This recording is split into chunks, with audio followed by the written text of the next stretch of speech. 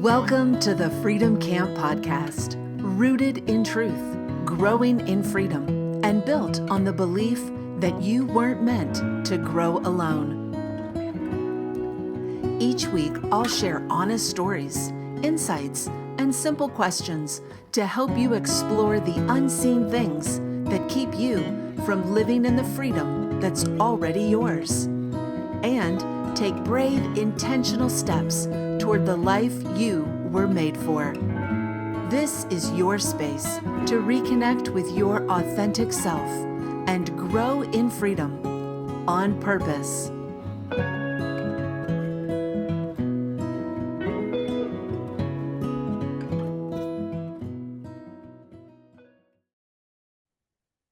Have you ever noticed that the exact same situation can create two completely different versions of you? One version is tense, reactive, defensive, controlling, hurt, or even shut down.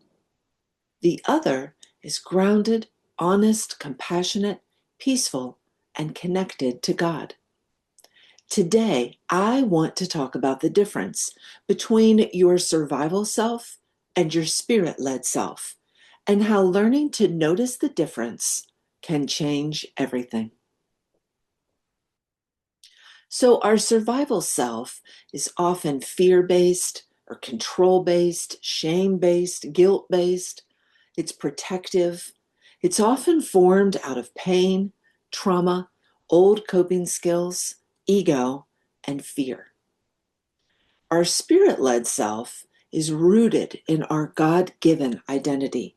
It is trust-based. It is love-based. It is hope and faith-based. It's connected to God, and it is clear, grounded, open, and courageous. So I want to use an example that I have shared with about before on the podcast. And in this example, the situation doesn't change, but the way that I am does. So I hope that this ends up being a helpful illustration of the power between our survival self and our spirit-led self. Probably, 3 months ago now, our dog, Awen, was getting ready to have puppies. And I didn't know when, and I didn't know how it was going to go. And while I've helped with other births with other animals, I have never helped with a dog before. And I made it feels like a mistake, but at the time it seemed the wise thing to do. Got a couple books on whelping and helping be a birthing partner for a dog, and found out lots of things can go wrong. So I was feeling overwhelmed, anxious, worried, confused. And all of that was coming from thoughts around, what if she has puppies in the middle of the night? And I miss it. Or even worse, what if something happens during labor and one of the puppies needs help and I'm not able to help them enough? Or what if one of the puppies dies? Or how are we going to keep them warm enough? Because this was right before the week of the ice storm and the blizzard of the winter. So those thoughts and those feelings then led to actions of things like worrying and spinning out and trying to grasp for some area of control, trying to figure out in advance how I was going to manage this. And then that also ended up resulting in me really dealing with a lot of anxiety. So I ended up gratefully, through the exercise that we're about to do right after I tell this story, I was gratefully able to connect to my spirit-led self. And my spirit-led self had thoughts like, you know what? It's going to be okay. You're connected to God. God's got this. Mark and Benjamin, my son and my husband, are doing this with me. I'm not alone. Even if it's the middle of the night, I'm not going to likely wake up my 8-year-old, but certainly Mark, my husband, would still be out there with me, helping me. And those thoughts then led to feelings of trust and peace, and I was grateful, and I was relaxed, and I was more confident. And that led to actions of me being able to make clear decisions with Mark, me being able to execute on those decisions, working as part of a team, asking input from others, and not expecting myself to solve everything, which then led to me being a better support human for Eowyn, my dog, and the mom of the puppies. That whole thing then led to the result of having 10 healthy puppies being born. 2 of them did end up needing help. They couldn't open their mouth. They couldn't latch to nurse. So we Googled it and we watched a couple videos on the fly in the whelping box during labor. And we figured out what we needed to do and we did it and it worked. And we were able to keep all 10 of the pups alive with the help of their amazing mama. So why does that matter? Well, this matters because we live our lives one moment at a time. First of all, I don't know about you, but I would prefer to not be riddled with anxiety for the majority of the minutes of my life. I'd prefer to never be riddled with anxiety. So really, when you look at it, the only thing that changed in this situation was what I thought about it, how I felt about it, how I then reacted / what actions came out of that, and then the outcome of those actions. So our thoughts inform our feelings, and our feelings inform our actions, and our actions inform the results that we get. And then the cycle repeats. And then those results often inform our thoughts and our feelings and our actions, and it continues on. And freedom often begins not when the circumstance changes, which for me at least is always like the goal. Like, when this happens, then I'll be free to blah, blah, blah. Or when that happens, or blah, blah, blah.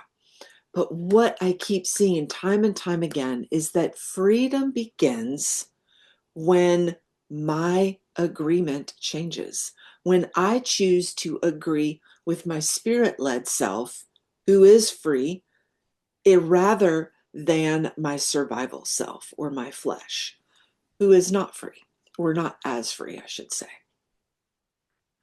So I wanted to share just a few signs for you to look at to have an idea of if you may be in survival mode. So one is if you are rehearsing conversations in your head, you may be in survival mode. If you are feeling like you need to control the outcome, you may be in survival mode. If you are people pleasing, you may be in survival mode. If you are shutting down, you may be in survival mode. If you are feeling heavy, frantic, defensive, victimized, overwhelmed, you may be in survival mode. And if you're feeling like everything has to change or something has to change before you can feel okay, you may be in survival mode. That last one in particular, I personally relate to all of these, but that last one in particular, I really am continuing to grow in freedom in getting out of that. However, on the spirit-led side, well, what does that feel like? First of all, it's not perfect, it's not fake, and it's not passive. it can feel like relief. It can feel lighter, like hope or peace, compassion, clarity, courage. It can feel like you have enough space to choose your response. Or as a dear coach um, used to always say, that the pressure bubble has been popped. That's Tori Hine. Look her up if you do not follow her. She is an absolute gem, and she will bless your life for it for the following. Um, you may also feel like the situation is still hard. It's just as hard as it was, but you're not trapped inside of it anymore. And then for me, the other big clue is I often can see a bigger picture. I can see the way that God sees it, sees the situation or the circumstance, and that makes all the difference in the world. So I'd like to invite you to use a simple exercise this week. And I call this the freedom path. It's totally biblical. I've learned it through various people. Most recently, I learned it through another amazing coach, Edie Wadsworth, Dr. Edie Wadsworth, also worth the follow. She calls it the creation cycle. And in this, essentially, you take a situation, a relationship, a something that you are either a part of or it's impacting you, something you find yourself thinking on, something that you've got emotions tied up in, you're feeling the feels. And it may also be something where you're like, oh, I know what to do.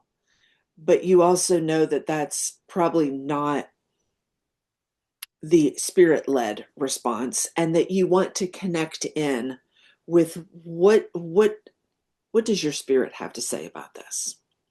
So once you get your situation, then you look at what is my survival self thinking and feeling and doing, and what result is my survival self going to get. And then you think, what is my spirit-led self believing or thinking, and then feeling, and then doing, and then what result is my spirit-led self going to get? And then what is the response that agrees with God? Where is God in this whole thing? And so just as a little example for this, say it's something around forgiveness. Maybe what you're getting is they didn't mean it, they aren't even aware, go ahead and forgive them. Maybe though, what you're getting is they meant it, they dogged you out, you have every reason to feel dogged out, mad, whatever, and go ahead and forgive them. So I'm using that as an example because oftentimes the spirit-led response can be the same. And even when there's every reason for your flesh or your ego or for your defensive, protective self to be like, wait, that wasn't right. Well, yes, it wasn't right. We all probably can remember hearing in kindergarten that life isn't fair. That said, your spirit-led self and the response that you get from that spirit-led self is, of course, the one that we want to ultimately connect with, because that's where the freedom is. So you don't need to become someone brand new this week. You may just need to notice which self is speaking and choose agreement with God one moment at a time. Thank you so much for listening to the Freedom Camp podcast. If you got something out of this, please consider sharing it with others, leaving a comment or a review. And join us back next week when we explore spiritual warfare with our health and our well-being. Thanks so much.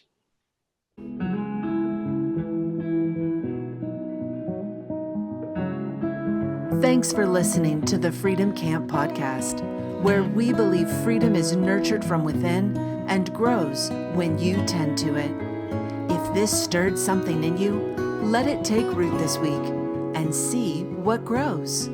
And if you enjoyed this or found it meaningful, please give the gift of a review, share it with a friend, and leave a comment below.